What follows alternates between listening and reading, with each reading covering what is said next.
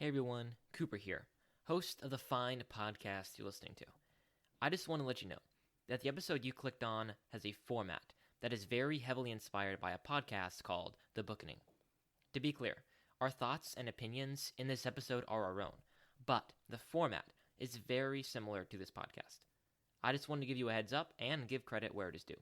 With that out of the way, enjoy the show. Coming up next, To Kill a Mockingbird, Part 3.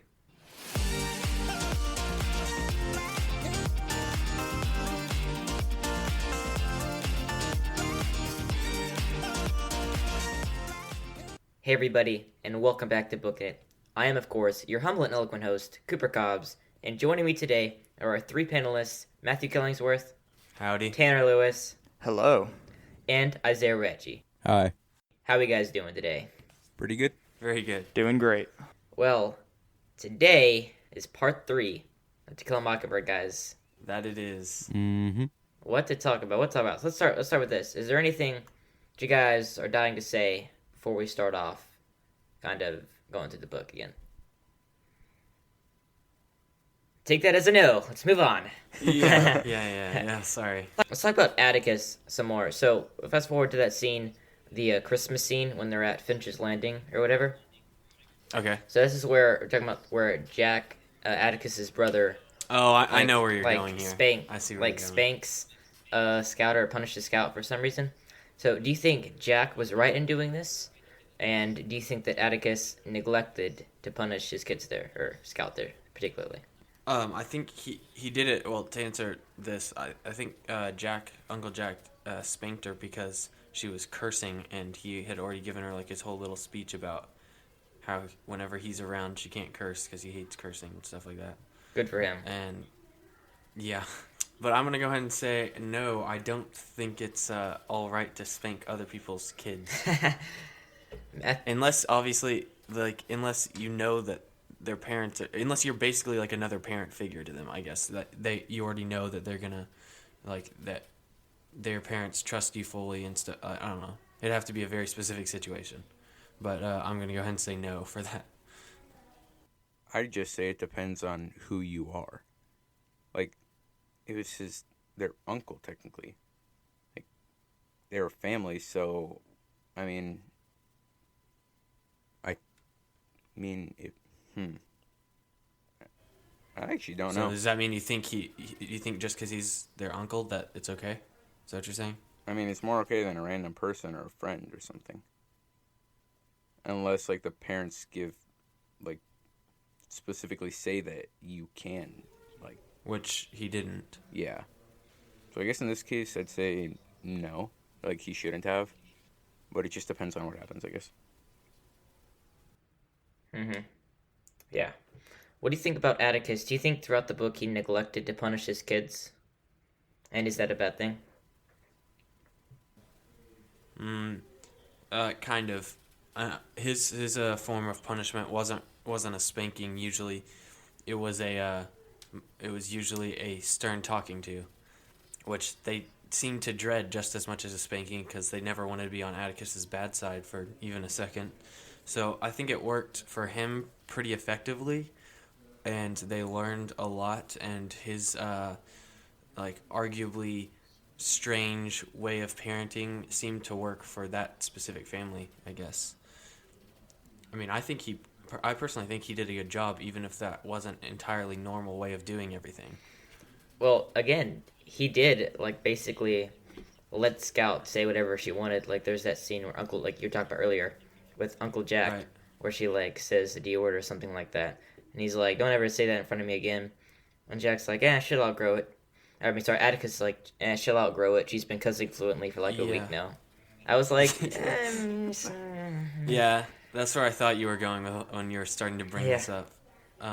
Yeah, that is, it's definitely different. But she did not cuss as much towards the end, so I don't know. Sure. Mm-hmm. Tanner, what are your thoughts on this? Yeah, I guess it just goes back to what I've said in a previous episode about it really depends on, the family or the person. I mean, it worked for Scout and Jim. their love for their father definitely, I guess you would say, outgrew their love for just about anything else, whether it's a habit or speech. And the talking to, like, really got to them. Whereas I feel for some other kids, they're just put on their rock hard face and don't do anything. They really felt it. Which is why I don't think that he really didn't punish them. I just think that his punishment wasn't atypical. Yeah. Right. And I think we talked about it a little bit last episode. About what was I gonna say? Oh my goodness.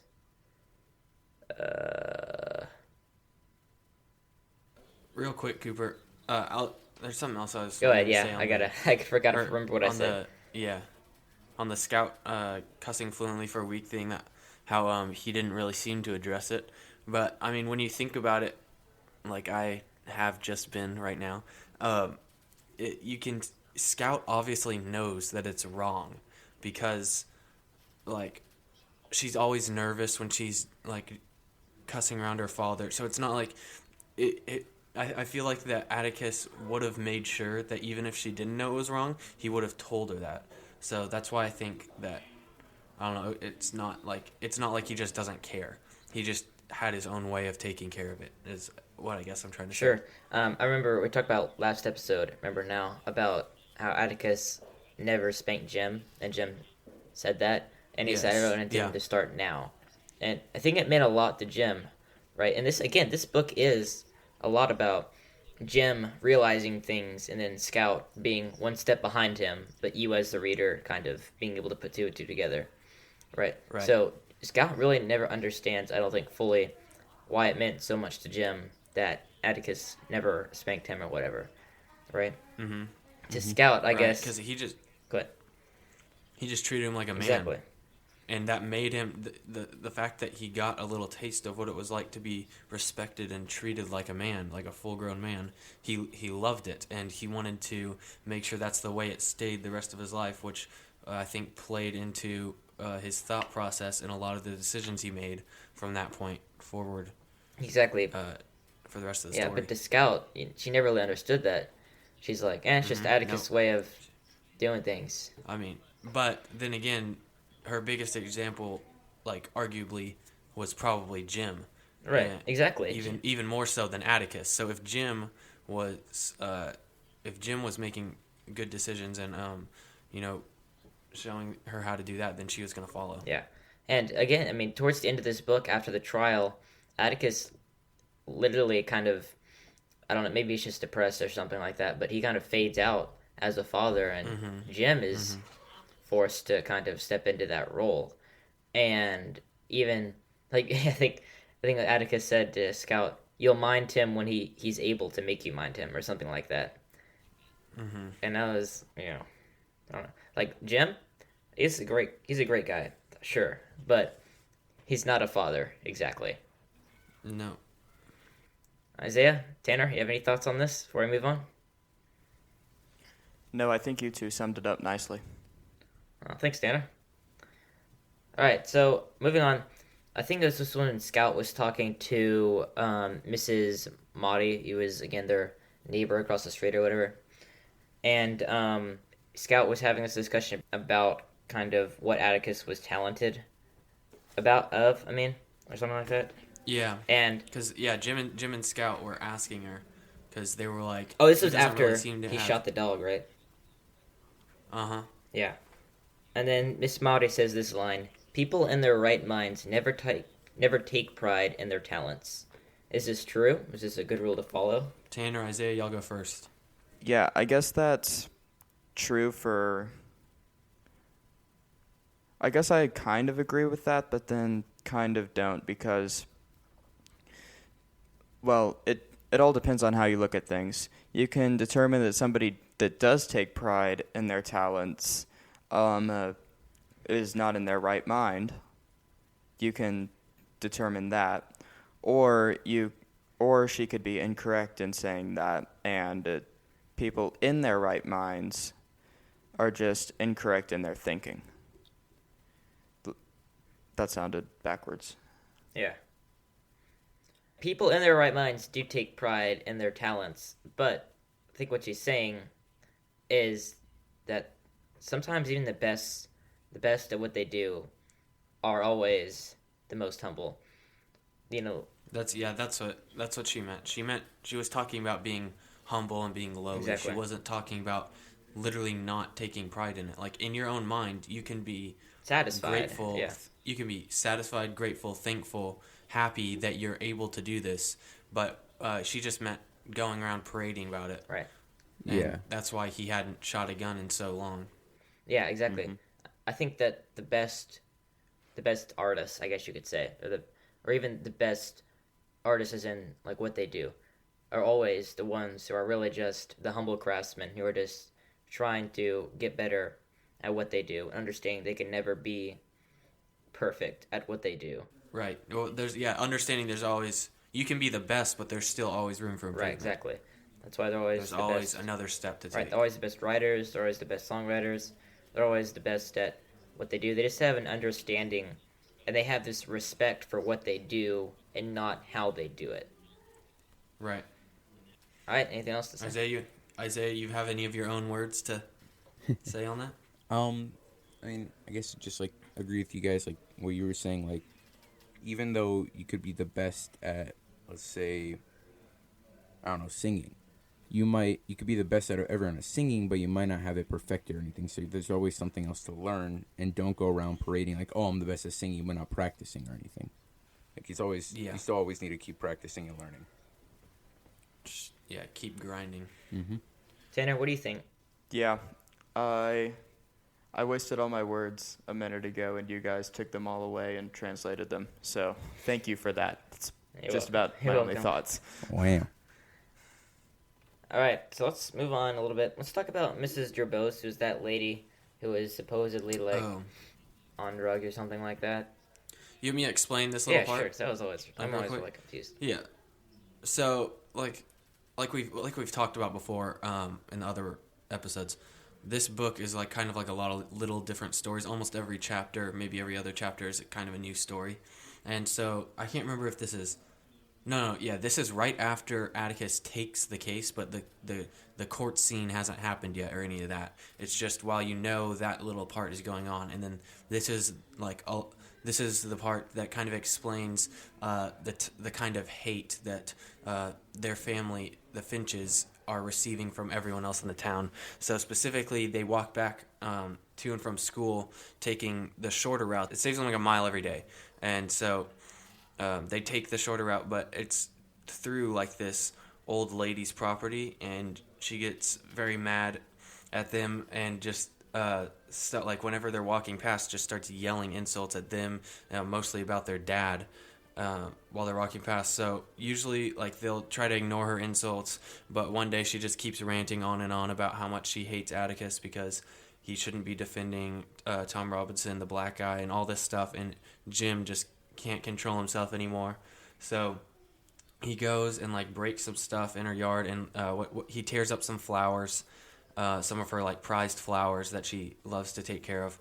And so then they end up having to go work for her for a while. And you want me to stop here? Is that where you're getting to? No, go ahead. You can finish.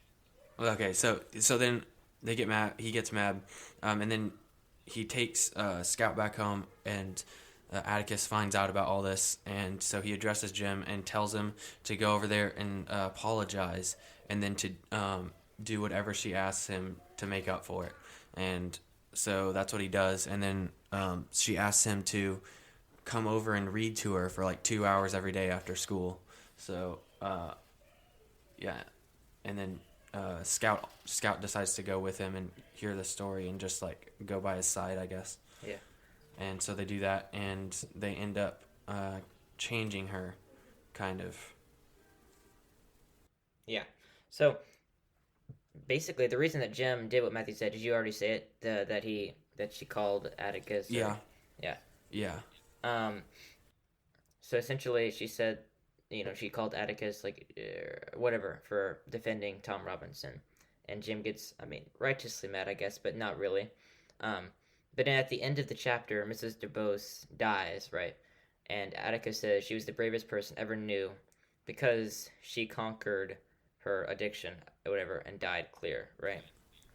which is what they helped her Right, with by reading exactly. to her. It made her more and more like stable every day, I guess, by like her looking forward to that. Or it was a interesting like little mental thing she had. But yeah, basically they kind of helped free her from her addiction before she died. So she died a clean Right. death. So, do you think that if you were Atticus, you would call Mrs. Dubose the bravest person that you ever met? No. No. Well, why? Well, I mean, she was like always on drugs and all that. She had a big addiction and everything. And basically, that's like all she did, I guess. I don't really know how the word brave fits her at all. Yeah. Like even though she did overcome her addictions towards the end, I don't know how that's necessarily brave. I mean, it's strong-willed maybe if that, because it wasn't entirely her doing. It was also she was helped by other people, but Yeah. I mean, some other word would describe it better, I feel like. Plus, even just in the story, like I feel like you see braver people than her. For example, Tom Robinson, even though he is like scared of everything. Well, I mean, at the end, you can make an argument. Yeah, he does get scared. Yeah. He does get scared when he's in prison, but he was brave for a good while. Did your perspective of Mr. Dubose ever change throughout the story? No, honestly not. I never liked her. That's funny. Same. Never liked her. Period. All there is to say about that. Even throughout the 2 times that I've read this, I've always been like, so we're supposed to, like, call... I mean, like, Yeah. In some small way, I guess I would, my perspective would be changed.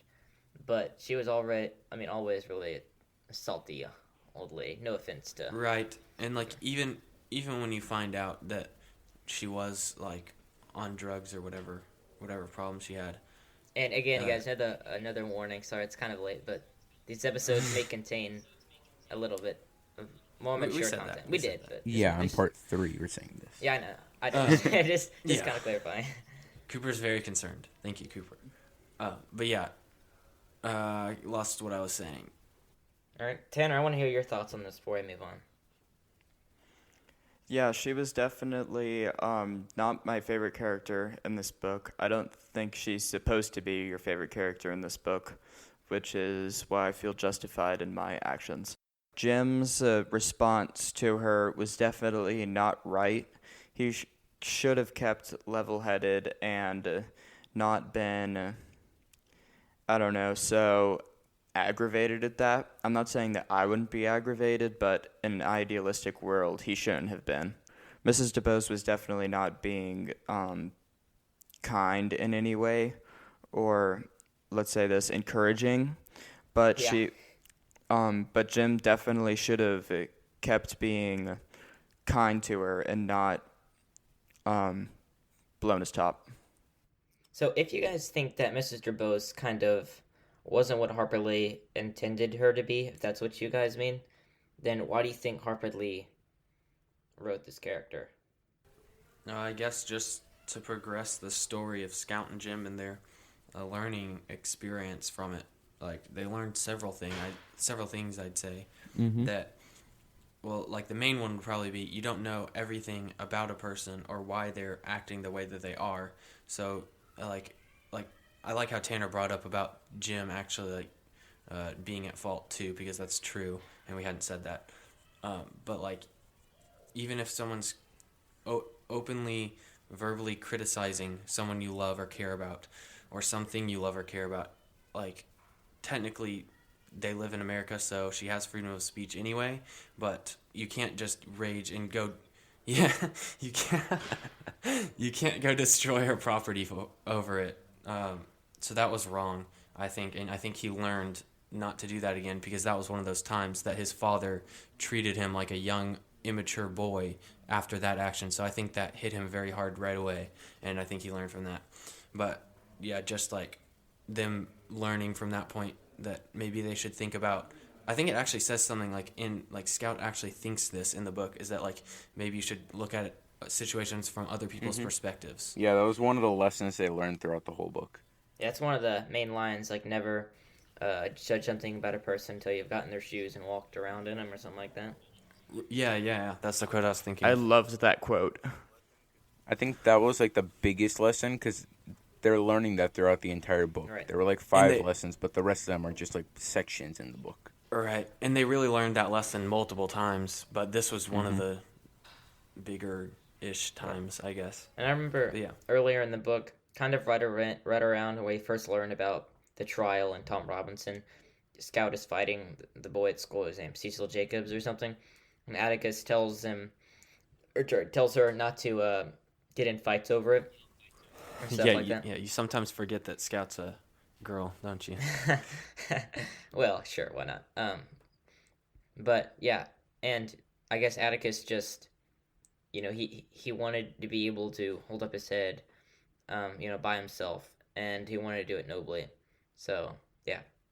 Anyway, so we could have talked about this a little earlier. We're talking about it now. Again, another warning, young listener caution here. Okay. So I guess it's the part where Scout is asking. Yeah, we're getting into more of the trial stuff, and Scout is asking like what her father what rape is, and then earlier on, like where she says something to Francis, and then she asks Uncle Jack like what does it mean, and then Uncle Jack goes on like this long rambling trail about like what it's not or something like that.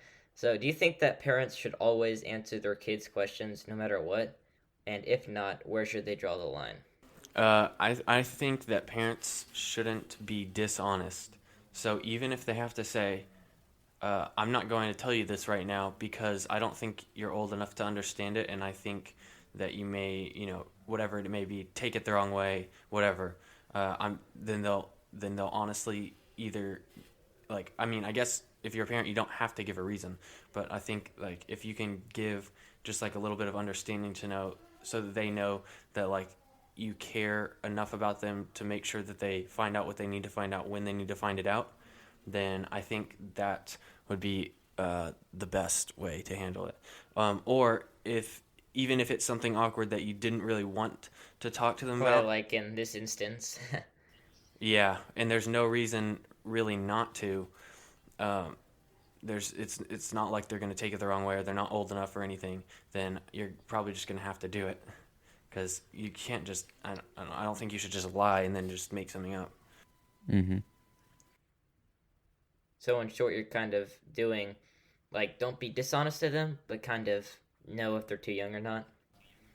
Well, yeah, I'm just saying, even if you're not going to tell them, don't be dishonest about it. Just straight up say, I'm not going to tell you, and because you're not old enough. Yeah. Right. So I mean, by no matter what, tell them or not tell them, just don't be dishonest. Yeah, trust me. That's what They'll probably forget that in a few hours, Right. Yeah. But what you were talking about Uncle Jack, because the first little part related to that in the book did have to do with Uncle Jack, and she asked him, I can't remember exactly what, but something related to that, and he's like, I think I'll let your dad explain that one to you or something. No. He told her about this lord who lived in this council. Oh, that's right. Yeah, he did just make up a whole story. But I think Scout. Yeah. I think we're talking about this when Scout asked Jim, what rape is, and then he's like, ask Atticus. Yeah. Oh, that's what I meant. Yeah. Ask your father. Ask your dad. All right, Tanner. Is there anything to say about this? No, not really. I mean, Matthew definitely had a point. Never specifically lie to them on premise. You can definitely tell them that something about it because let's see, how do I phrase this? I have we're going to assume that no young children are listening to this. I have yeah. Warning. I've never believed in Santa Claus, okay? And my parents have this theory. Oh, okay, that's where you're going. I was like, I'm getting kind of scared, and you're like, Santa Claus. Okay, well, we're all good. We're all good. Yeah, I thought you were going somewhere else. But no, there's a big point behind this, okay? The marriage counselors told my parents that if they lied to me about Santa Claus, why should I believe in Jesus? Right. And that's really a valid point. You shouldn't lie to your kids about something insignificant like Santa Claus And you shouldn't lie to them about something significant like raping, because if you lie to them, when are they going to believe you again? You have to gain that trust back.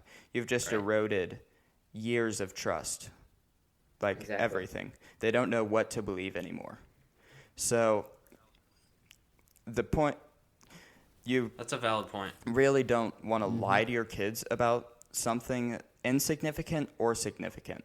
It's part of the reason why lying is so bad. You just don't, because after you do it, it takes forever to gain the trust back that you've just lost through the lies that you've instated. Hashtag the plot of like billions of novels. Anyway, let's talk about one more thing before we end this episode. So, the jail scene right before the trial, where Jim, Dill, and Scout all go up to see Atticus at the jail. And basically a lynch mob comes up and, well, wants to lynch Atticus. And Scout essentially turns down the whole mob by focusing on one person. So I hate to be this general, but what did you guys think about that scene? I think I just said I loved that scene because it was like, it was very serious at first, and for several reasons. One, because Atticus was being very like suspicious, kind of just sitting outside of a jail in the middle of the night. Two, the kids followed them after they were specifically told not to. And also there was a mob, like you said, trying to get Atticus. So for those reasons, it seemed pretty serious. But then after you left the scene and towards the end of the chapter, it was almost a little bit amusing just because the little girl who wasn't supposed to be there got lucky, like that she said the things that she said to Mr. Cunningham, and then it all just worked out because of that. It was pretty funny.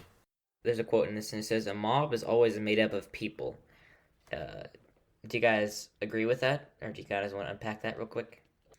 A mob is a group of individual people who each have their own individual beliefs, and at that moment when they're a mob, they all happen to believe the same thing or want the same thing, whether or not it's for the same reason. You know, like you'll see on movies, especially like spy movies or different things where like there's a lot of side trading and people have different angles the whole time, and everyone wants something different, but like every now and then, or actually pretty often, but like, you know what I mean, like every now and then two people who want different things are united because the way to get to those things are the same. So they work together for that little part until someone's priorities change or something changes, and it causes people to shift around. And it's like, that's kind of how it is. I guess that's kind of what I thought of when I heard that quote. The way that I did, I guess, it's just like that just talking to them can change their minds, kind of. Right, is it Tanner anything to say before we go to dinner shoutouts? Yes. So I said in the first episode that my mom quoted Atticus Finch a lot, and there was another quote that she used, and I love this quote. It was, I believe, by Miss Molly, when she says that Atticus Finch is the same man inside the house as he is outside the house. And I believe that's a great, that's kind of the reason that we're on this podcast. Like, we're trying to show that we are the same people in this podcast as we are outside of this podcast. We definitely are not having the same conversations that we'd have if we were not doing this podcast. Sure. I will tell you listeners that. And we surely don't talk as eloquently as we do one here. Or try to be as eloquent as we try to do. Not saying that we are, because I doubt that we actually are. Okay, who's humble now, Cooper? Yeah, no, Tanner, he's being serious, Cooper. Yeah, that's a really good point, Tanner. Thanks for bringing that up. I love that quote. That he's like, that's probably the best descriptive line of Atticus that like really helps the reader get to know him out of the whole book. I'd say of Atticus is just, he's the same man in and out of the house. All right. And speaking of inside the house, let's give some donor shout-outs to people who were on the inside group of our supporters, and that was really bad, but I'm going to keep it in. So, let's do some donor shout-outs. Tanner, what would someone want to do if they wanted a donor shout-out? They would go to patreon.com/bookinit and give, any of our $5 and up tiers. And then, if they are not able to, they would subscribe to us and give us a 5-star rating on their favorite podcasting app. That's right. Let's do some donor shout-outs. Since we're short on time, I guess we'll just say the names. So, Matthew, Nana, Isaiah, Van Pappy and Wayla. Van Pepe and Wayla. Be more excited, guys. Tanner, Isaiah's grandparents. Isaiah's grandparents. Matthew, Isaiah's sister Becky. Becky. All right, Isaiah, your uncle Sebi. Yes, Sebby. Tanner, Isaiah's aunt and uncle Jenny and Uncle Sam. Isaiah's aunt and uncle Jenny and Sam. Oh, yeah. I kind of butchered that. All right. Nice. Matthew, Isaiah's cousins. Moses and Zara. And finally, Isaiah, Chris. Thank you, Chris. And don't forget to go listen to this podcast like lightning. That's right. Just a reminder, no new episode of Booking It next week, but make sure to check out our brand new podcast, The Screening, where we talk about movies. We're going to be talking about To Kill a Mockingbird, the movie. So make sure you go check that out next week, and we'll be back in 2 weeks with the finale to our Killing Mockingbird series. So, until next time. Keep on booking it.